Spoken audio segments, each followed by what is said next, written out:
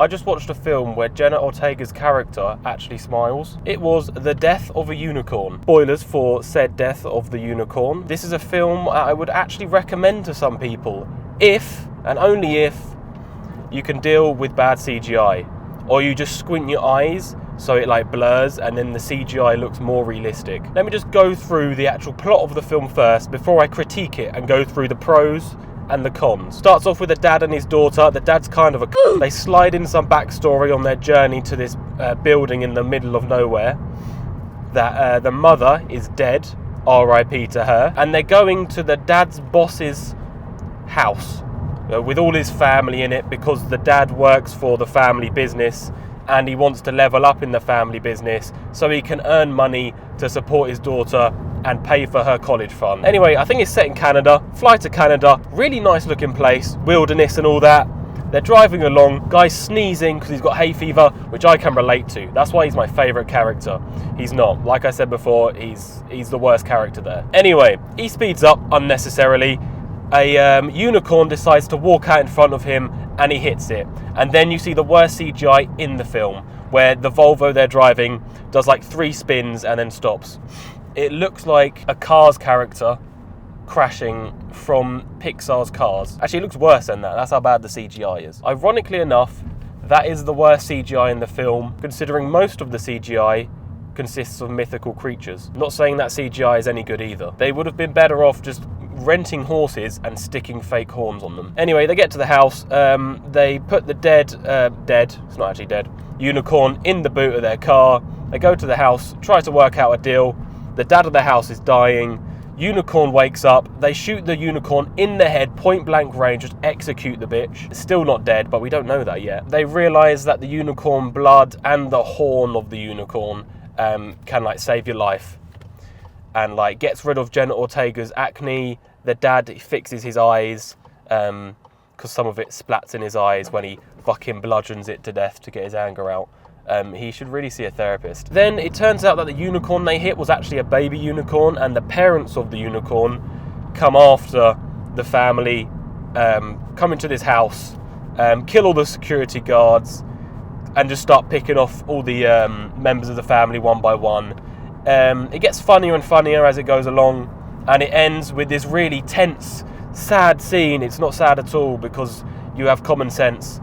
But the dad is injured, he gets stabbed by another character. We don't actually see what he gets stabbed by. I can only imagine he was stabbed by the end of an arrow, because the character that stabbed him only had a bow and arrow on him. Or they just forgot to show a scene where he was picking up a knife. I don't know. But the dad gets stabbed.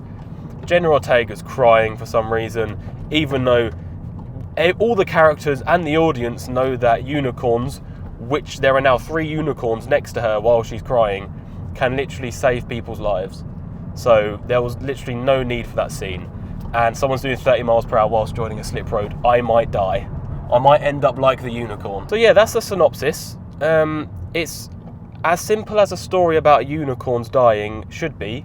And I actually think they did it quite well. I think it was the perfect duration, because too many films nowadays are 2+ hours long. This is like 1 hour and 40 minutes long, and it is concise. It gets all the jokes in it wants to, even the really bad ones, sadly. Only about 30 to 40% of the jokes land, and the better jokes are the more subtle ones, where it's like repetitive, a character doing something, or there are some jokes which are forced, especially where some character goes on about being a size queen. Don't ask, just watch the film. The jokes that aren't forced and are actually funny, they're good. They're a positive of the film. And I actually I didn't laugh out loud, I chuckled out loud in the cinema at one joke, okay? And basically, this guy threatens Jenna Ortega with a bow and arrow, and then the camera pans to him, and he's holding the bow and arrow completely cack-handedly, and he says, I'm not an expert at this, I've only used it once, or something like that. And that was actually funny. And that character in question is, I'm not going to say the actor's name, because I don't need to. I will simply describe him as the actor with the eyebrows, and everyone knows who I'm on about. So yeah, Jenna Ortega, the actor with the eyebrows, and another actor, I've forgotten his name, but he was the dad in Saltburn. There's quite a few good actors in this film. Sadly, that's probably where the CGI budget went. to all the actors' salaries. There are also some not so good actors in it, like I found the woman who was head of security. I can't tell if she was playing the character how the directors wanted her to, or if she was doing a bad job, which I don't know if that's a good thing or not, or maybe that's just me being excruciatingly judgmental. But also it felt like her accent kept fluctuating. Again, I might just be deaf, I don't know. And the dad character as well, Jenna Ortega's character's dad, he was a bit stiff as well in terms, and he wasn't a likeable character either. So you kind of wanted him to die by the end of it, or you just weren't really fussed if he did, which again left no tension at the end when he was on the brink of death. But all the actors together did actually play off each other quite well. And even though they're pretty much all based on stereotypes, they worked well. They were well written as stereotypes, and they worked well together, especially for the comedy. If this was a more serious film, it would have flopped in terms of the chemistry between the characters. But because it was a comedy, they did a good job. And they did have some horror-ish elements, I guess you could say. It's not an actual horror. I don't like horrors anyway. But it was more on the comedy side than horror. I think there was like 1 or 2 jump scares, and that's about it. I did think the pacing was slightly rushed in like the first 20 minutes, but I will totally forgive that because it's very well paced afterwards. The cinematography was decent as well. There was quite a few nice shots throughout. There was a little sequence halfway through which was quite Edgar Wright-esque, with really quick cuts just of one of the servants making a coffee. But sadly, the worst parts, like I already mentioned, were the CGI bits. Oh, and there was really dodgy green screen on 2 bits as well, which I can only imagine was purposeful because it was that bad. It was kind of worse than the Minecraft movie. But yeah, the CGI of the car hitting the actual unicorn, terrible, disgusting, made me feel sick. Another bit, just a quick shot of Jenna Ortega falling out of a window. The CGI on that was so bad, I can also only imagine it was done for the comedy. The death scenes as well, they were CGI'd, like you saw people being torn apart and their bodies, body parts flying everywhere, or their bodies being like dragged around and that by the unicorns, and that was because the unicorns were obviously CGI'd, the bodies had to be CGI'd, and it's just in that nasty grey area of the uncanny valley where it just doesn't look real. I can relate to that character with hay fever. Every time I want to speak, my throat just wants to get clogged and kill me. Oh, what's going on here then? I didn't agree to this fucking traffic. A weird thing, I didn't have any other issues with the sound design except for the guns in the film. The guns sounded really weirdly weak. Like they'd already edited the first part of the film before any guns got on screen, and they'd put the volume all the way up on other sound effects, that when they got to the guns, they couldn't put them any higher, which they obviously would be, because guns are loud as fuck. So the guns just sounded like they all had silencers on, or the audio was broken on them, which was very strange. You know what else was good about this film?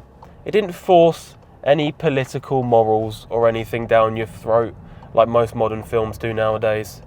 And it's a shame that's a positive that I have to even mention on this film, but so many modern films just have to like shove down, open your mouth and shove down your throat their political agenda, and it's quite jarring, especially for a silly comedy horror film. So I would personally give this film a 6 out of 10, which I think is quite generous, but the comedy, the acting, the actual storytelling itself completely outweighed the bad CGI.